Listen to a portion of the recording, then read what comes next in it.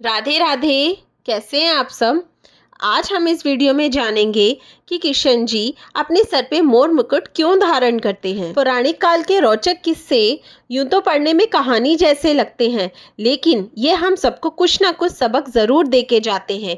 ऐसा ही रोचक किस्सा मैं आपको बताने जा रही हूँ, जो कि भगवान राम और कृष्ण दोनों से जुड़ा है। कहानी भगवान कृष्ण के मोर मुकुट को लेकर है। आखिर क्यों किशन जी ने अपने सर पर मोर मुकुट को धारण कर रखा है, तो चलिए आगे इस कथा के बारे में पढ़ते हैं। एक बार की बात है, वनवास के दौरान माता सीता जी को प्यास लगी। तभी श्री राम जी ने चारों ओर देखा तो उनको दूर दूर तक जंगल ही जंगल दिख रहा था।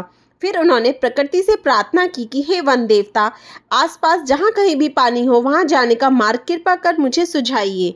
तभी वहाँ एक मयूर ने आकर श्री राम जी से कहा कि आगे थोड़ी दूर पर एक जलाशय है, चलिए मैं आपके मार्ग का पथ प्रदर्शक बनता हूँ, किंतु मार्ग में हमसे भूल चूक होने की संभावना है। भगवान राम ने मयूर से पूछा, आप ऐसा क्यों कह रहे हैं। तब मयूर ने उत्तर दिया कि मैं उड़ता हुआ जाऊंगा और आप चलते हुए आएंगे, इसलिए मार्ग में मैं अपना एक एक पंख बिखेरता हुआ जाऊंगा। उसके सहारे आप जलाशय तक पहुंच जाओगे। जबकि ऐसा माना जाता है कि मोर के पंख एक विशेष समय पर एवं एक विशेष ऋतु में ही गिरते हैं। मोर यदि अपनी इच्छा विरुद्ध पंखों को बिखेरेगा तो उसकी मृत्यु हो जाती है। भगवान को मार्ग दिखाने वाले मोर के साथ भी ऐसा ही हुआ।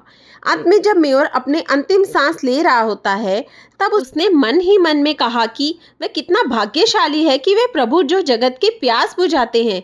ऐसे प्रभु की प्यास बुझाने का सौभाग्य उसे प्राप्त हुआ है। मेरा जीवन धन्य हो गया, अब मेरी कोई इच्छा शेष नहीं रही।